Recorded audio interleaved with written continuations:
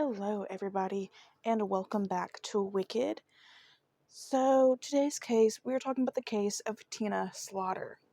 This one is incredibly heartbreaking.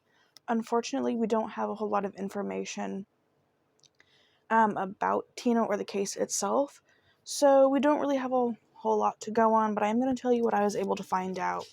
Tina, her case has been on my list for Sinister for a really long time. And then I went ahead and put her on to the Wicked list because of the time that it happened in 1985. And when I was getting videos together to film for this month, I knew I wanted to talk about her, get her off the list, and tell you guys all about Tina, of what I could find, and put her name out there because she deserves to be talked about. And what happened to her is disturbing. Like I said, I couldn't find a whole lot of information, but what I was able to find will be linked down below if you'd like to go and do your own research.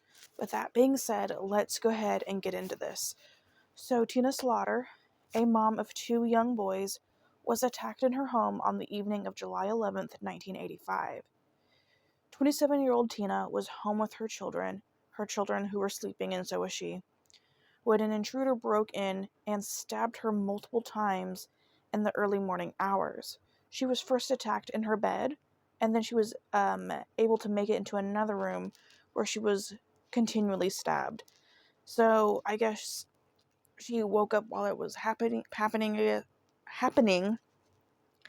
and then she made it to another room, and they just kept harming her. Detectives say that Tina was able to escape the home and run to the neighbor's house, where they called 911, but it is important to add that a newspaper report from 1985 says that Tina made the initial call from her phone and then a neighbor called.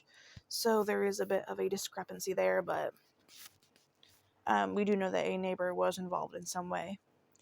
Thankfully, her two sons, Dwayne and Marcellus, were unharmed in the home and were found to still be asleep by police when they searched the home, which I found absolutely mind-boggling because I can only assume that what was going on, the attack was loud. I'm sure Tina was crying, screaming, fighting back, running out. It had to have been loud, and they were just sleeping through it. But I am so thankful that they were unharmed during this attack. So they were found to still be asleep by police when they searched the home. A suspect was seen running from the apartment building, and it's believed that her case may be linked to a series of other robberies in the area because her TV was taken. Tina later died from her injuries in the hospital. In 2016, Minneapolis police have found new DNA evidence, and they were able to retest an item collected from the crime scene. That being said, the DNA was unknown. Police have located a few of the people who were in the apartment that night, but they haven't really been cooperative with police. So even though the DNA is unknown, if this person ever commits another crime, or if they have committed a crime since, and evidence pops up, they could eventually be linked, but right now that DNA is unknown, but at least they have it.